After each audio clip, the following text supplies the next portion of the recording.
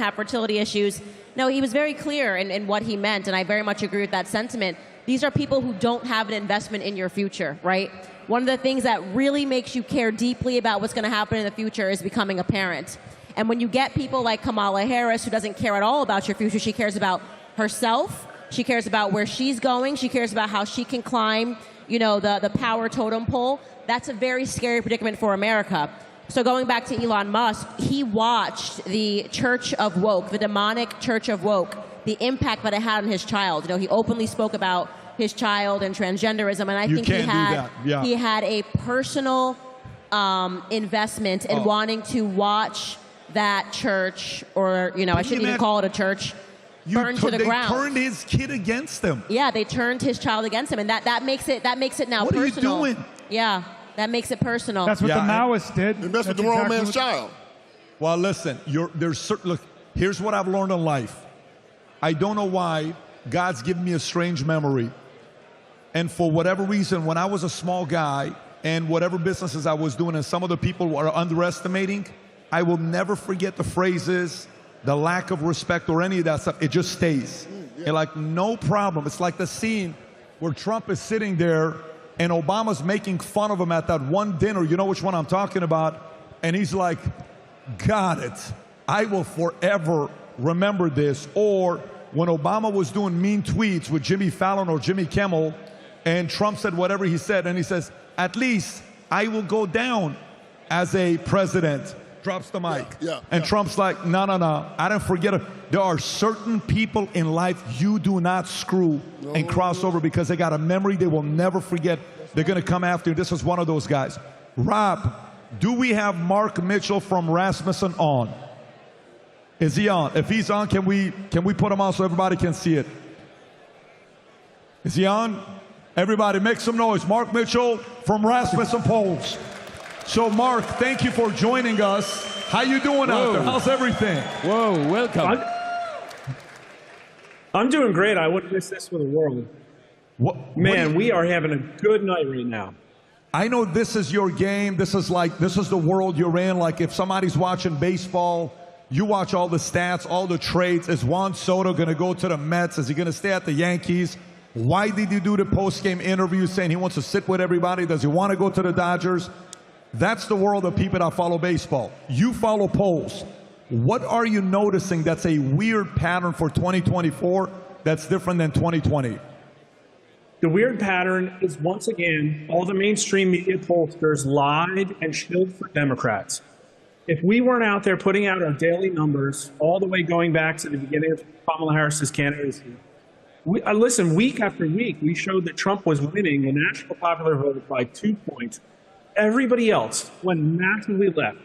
Like Reuters Ipsos had Trump winning and went all the way out to Harris +6, and then they came all the way back to us. So it looks like in every single one of these states, we really nailed it. And Trump's sweeping the battlegrounds. That's like really where we're at right now.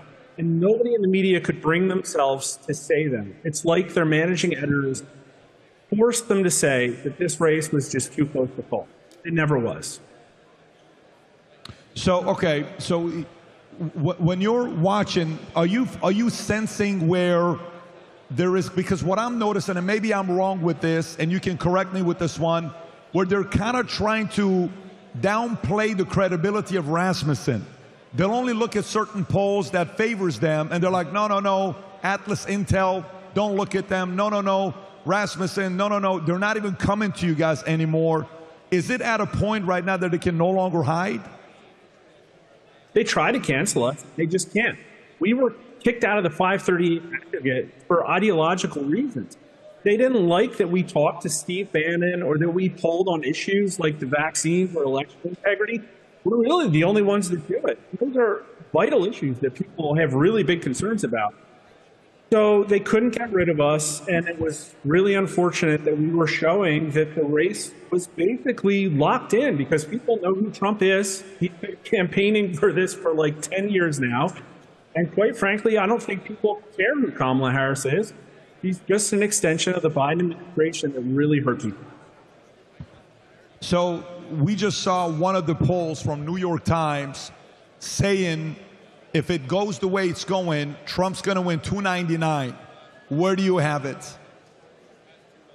I think he's going to sweep the Rust Belt. I think that he's going to win Arizona and Nevada because that's what my poll said. And I think we're looking at 312 right now, to be honest with you. And I honestly think that she should look around and say she's not going to get enough votes to get over the hump. 87% of Pennsylvanians, 78% of Wisconsin. I don't think she's going to be able to dig herself out of that. And so it's going to be time for the phone calls. You have any questions for him on the poll side? Vince, Dominic, any questions for him? Go for it. Dominic, you got a question for him? No. The question is, how would you react on, because I just checked the Twitter, and there is, I think, very important tweet. Let me quote it. This is from Cardi B, and she tweeted, "We need a Hail Mary." That's her tweet. What's your comment? Cardi B said we need a Hail Mary? Yes. I responded to her. I wouldn't laugh on that. I didn't know she's Catholic. Cardi B likely thinks I they didn't hail. know she's Catholic, but I think they know. I think they know. Cardi B, and then we've got another one. Has anyone checked on Stephen King? He hasn't posted in 7 hours. What we know from internet, people are leaving their their meetings. There's no comment, and then I know Kamala Harris said that she's not going to comment. The question would be, what is going to happen if Harris would take Pennsylvania? What would have happened if she would take Pennsylvania now? Yeah, that would be a good question. What would have happened even if Harris would take Pennsylvania? What would you see about the rest? I mean, to simplify, Trump swept the Sun Belt. I think he's going to win Arizona and Nevada pretty clearly. So she has to sweep the Rust Belt. Listen, if this did just come down to Pennsylvania, we might be in a different situation right now because they could drag their feet and take days to count all the overseas ballots or do a little bit of extra counting in Philadelphia or whatever. But if Pennsylvania goes to Harris, then Trump's still doing really great in Wisconsin and Michigan right now. She just can't get there. She just can't get there. Mark, did you just say she just can't get there? I think that's what the